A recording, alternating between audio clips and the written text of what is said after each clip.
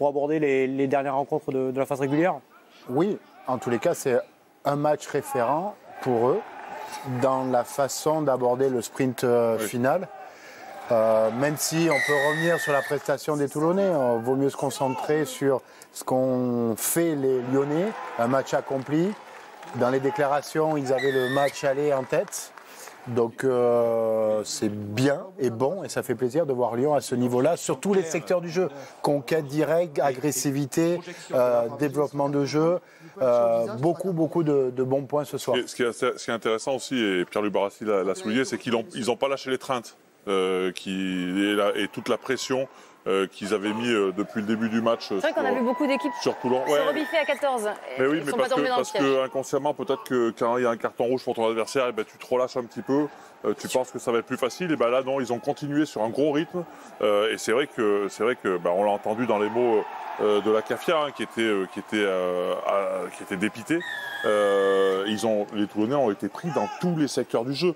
Et même sur l'essai qui marque, ces pénalités qu'il leur a accordées, les Lyonnais n'ont pas lâché. Il a fallu qu'ils se le pèlent. Celui-là, ça a été lâché. Non, mais les Lyonnais, c'est intéressant pour ce mindset pour aborder le sprint final est très très important. Thierry, ils vous ont impressionné ces Lyonnais-là ce soir, cet essai?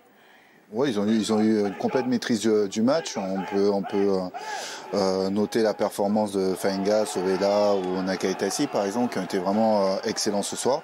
Et les victoires de Lyon, c'est contre un concurrent direct à la qualification, c'est contre le Stade Toulousain, c'est à Montpellier, donc on a une belle équipe de Lyon qui se réveille au bon moment.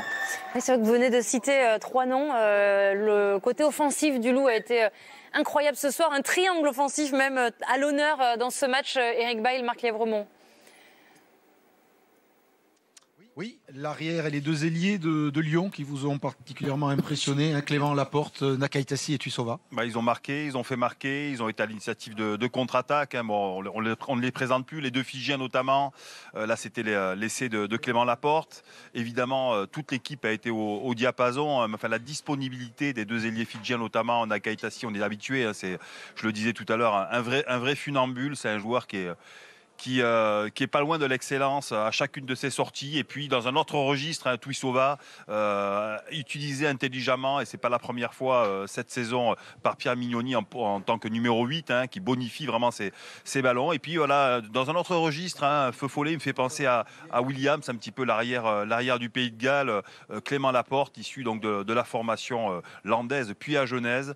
Vraiment, ça a été les 3 dynamiteurs de cette saison. Mais bon, Thierry Dussautoir le disait, là, j'ai beaucoup aimé la paire de 3e ligne aussi. Et puis bon, évidemment, pour qu'il y ait tout ça, il faut une œuvre collective, on va dire, du Loup ce soir, qui a été vraiment excellente. Voilà, avec quand même 5 essais des 3 quarts sur les 7 essais marqués par le Loup ce soir.